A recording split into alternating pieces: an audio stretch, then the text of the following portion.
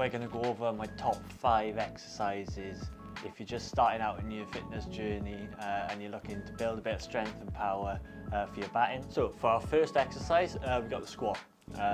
Great for lower body strength and power development, which is just as important as your upper body development for cricket. What squat you do is probably completely up to you. Some people squat better with the load sort of behind them or posteriorly with the back squat, and some people squat better with the weight in front of them, so like a front squat, a zercher squat, a goblet squat. What I would do to see what you're more comfortable with is try them all, film yourself, see where you're getting the greater range of motion through your knees, where you're feeling the quads are working the most, and then use that going forward then. Reason being, we're not competing using the squat or anything, so there's no reason for us to back squat. So at the end of the day, we're using it for your lower body development. So whatever you're more comfortable with, so whether that is, as I said, back squat, front squat, goblet squat, zercher squat, or even you could, if you suffer with like lower back pain when you squat, try like hack squatting and stuff like that using the machine. Squat also works the full speed strength curve, so you go low reps, heavy weight to work your absolute strength levels. You can then bring the weight down and work again low reps but as quickly as possible to work that strength speed side of it, and then dropping the weight again to do something like a jump squat. You can work the speed strength side of the curve. So it's a great versatile exercise.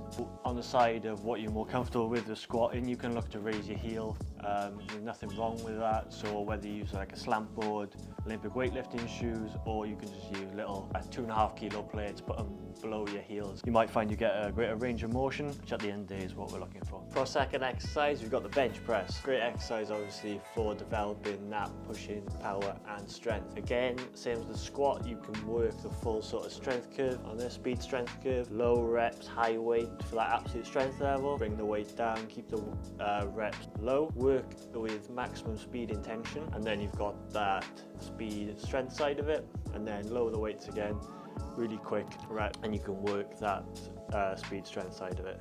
So speed strength for the last one. Let's go strength speed, and then it goes speed strength.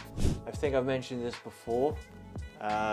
This is probably the most efficient way to build up pushing power. You probably want to avoid all the sort of exercises that you see people doing where they're trying to develop their pushing power, sort of standing up, doing it in sort of a sport specific style. That then takes away the stableness that the bench press gives you. When you take that away, you take away the amount that you can push.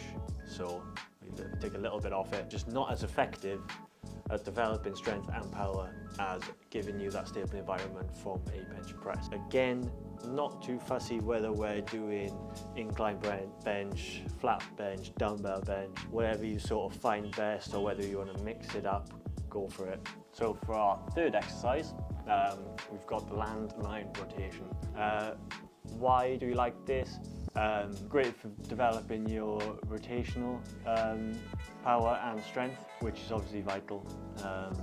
We go through a lot of that when you're batting and bowling, so great for batsmen and bowlers really. On top of this, obviously you can use stuff like your wood chopper exercises, which are similar to a landmine rotation. I just prefer landmine rotation because you're using plates and weights. It's just easier to progress. With sort of the resistant bands, you've probably got like 3 jumps, and which are quite significant jumps between going up every colour of the band. With a landmine rotation, it's just a bit easier to progress for you. So you just, whether you're adding like 5 kilos a time each week, 2.5 kilos, it's a lot easier to progress and develop then your strength and power.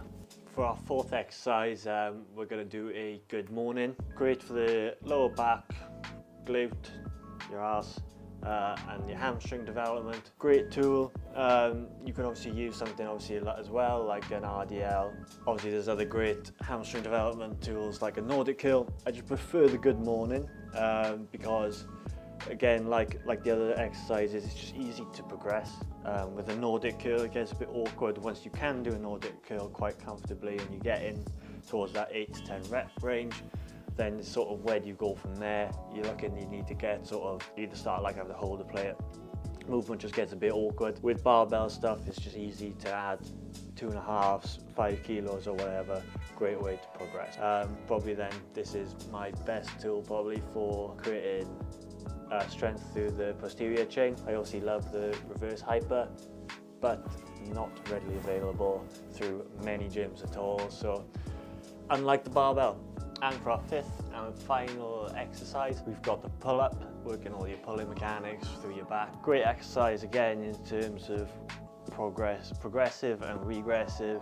If you find strict pull-ups easy, if you are that strong, then you can progress adding weight. One thing I would say to look for when we're doing pull-ups, always, as I say, probably with every exercise, work that full range of motion. So at the bottom, you're looking for a big stretch in the lat, and then up, turn over the bar. We can regress the exercise if we want, but yeah, if you find it easy and you're going through probably like 10 reps full range of motion, look to add some weight.